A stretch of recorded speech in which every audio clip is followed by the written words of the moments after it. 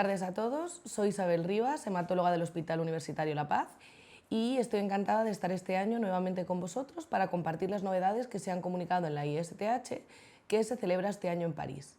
Agradecer a la SED y a Novo Nordisk por su apoyo. Voy a revisar las comunicaciones más interesantes del día de hoy en hemofilia B y laboratorio. La mañana comenzó con un tema que me parece de especial interés, dado que se centra en el envejecimiento de la población con hemofilia, los retos que antes eran impensables y que ahora, gracias a los nuevos tratamientos, estamos encontrando en los pacientes con hemofilia, y la importancia de un enfoque multidisciplinar que aborde nuevos aspectos como las comorbilidades, como la fragilidad, enfermedades cardiovasculares, salud ósea, etc. El doctor Robert Klamroth abordó este tema de la enfermedad cardiovascular y, por tanto, un frente que desde hace poco nunca nos habíamos planteado, el riesgo de trombosis en pacientes con hemofilia. Mencionó diversos registros, el de la UJAS, el holandés y el alemán, donde se objetivó un aumento de la prevalencia de hipertensión en los pacientes con hemofilia, con el consiguiente aumento de riesgo de hemorragia intracraneal y arteriosclerosis. Destacó la necesidad de vigilar en las visitas al centro en los pacientes tanto la tensión como los factores de riesgo cardiovascular. Hizo referencia a la prevalencia en algunos de estos estudios de eventos tromboembólicos, más frecuentes en pacientes con hemofilia leve, algo que hace unos años parecía impensable, dado que se entendía que los pacientes hemofílicos estaban naturalmente anticoagulados. Además, con la aparición de los nuevos tratamientos y las terapias rebalanceadoras, se plantean preguntas como si es necesario normalizar la coagulación de estos pacientes para poder anticoagularlos, igual que el resto de la población general, o si el riesgo trombótico ha aumentado con las terapias no sustitutivas. En el caso del síndrome coronario agudo, las guías de consenso han establecido que unos niveles de factor por encima de un 10% son suficientes para una doble antiagregación y del 20% para la anticoagulación. En pacientes en tratamiento con emicizumab sería suficiente para la doble antiagregación, pero no para una anticoagulación. Por tanto, en pacientes con eventos trombóticos se considera que con niveles de factor por encima de un 20% también podrían recibir anticoagulación.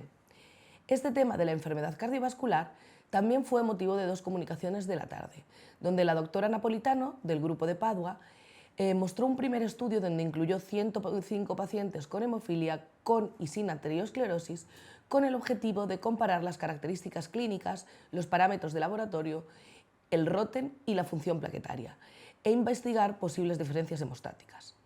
Entre todos los parámetros evaluados, se observó que los pacientes con arteriosclerosis tenían más edad, hipertensión, dislipemia, eran más fumadores y habían presentado más eventos arteriales. No se observaron diferencias, sin embargo, en otros factores de riesgo cardiovascular clásicos, como la diabetes o la obesidad, pero tampoco en el tipo ni la gravedad de hemofilia. Con ello, podemos concluir que aunque los pacientes con hemofilia se asocian a un estado de hipocoagulabilidad, deben cuidar los factores de riesgo cardiovascular clásicos, ya que esta patología no les protege frente al riesgo de arteriosclerosis.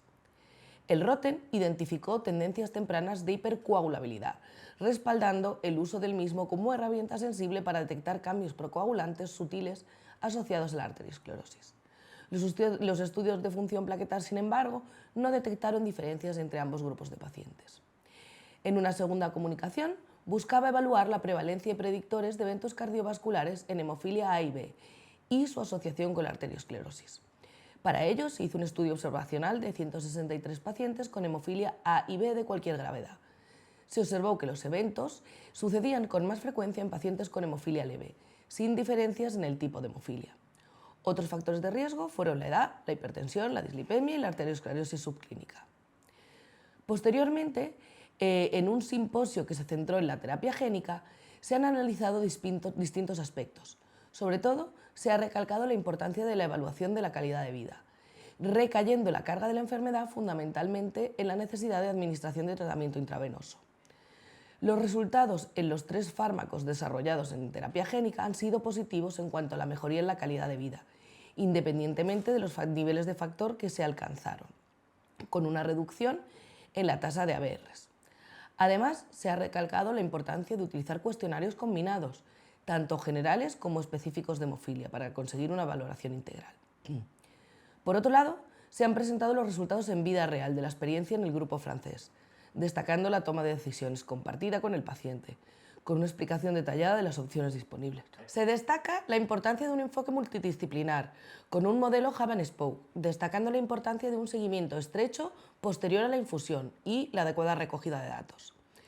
Me ha parecido también de especial interés un simposio donde el Dr. Kramroth ha analizado la aparición de eventos trombóticos con los tratamientos no sustitutivos, destacando que las actuales guías de manejo de eventos trombóticos están centradas fundamentalmente en los pacientes que reciben tratamiento sustitutivo, con indicaciones muy limitadas en pacientes con tratamientos no sustitutivos. Respecto a la experiencia con Mastacimab, en todos los ensayos en voluntarios sanos, ensayos cerrados y aquellos que continúan en marcha, solamente se presentaron 2 episodios trombóticos: una trombosis de vena subclavia tras 3 años de tratamiento y un infarto cerebral que se complicó con una hemorragia cerebral en un paciente con inhibidor en el estudio de extensión. El paciente había sido intervenido quirúrgicamente y por tanto estaba en tratamiento con agentes bypass. Respecto a la experiencia con concizumab, también se objetivaron eventos trombóticos no fatales en los ensayos Explorer 7 y Explorer 8, que obligaron a la parada temporal de los ensayos y la toma de medidas de mitigación de riesgo, con lo que no se han vuelto a comunicar eventos trombóticos. En cuanto a la experiencia con fitusiran, también se objetivaron eventos trombóticos que obligaron de la misma manera a la parada temporal de los ensayos clínicos, tomándose nuevamente en estos ensayos también medidas de mitigación de riesgo, que también fueron eficaces, no habiéndose presentado posteriormente nuevos eventos de trombosis. Concluye su presentación mostrando la información disponible en la ficha técnica y unas recomendaciones, y emitiendo unas recomendaciones basadas en las guías que me han parecido de especial interés. Así que por hoy nada más, espero que os haya parecido interesante y mañana más.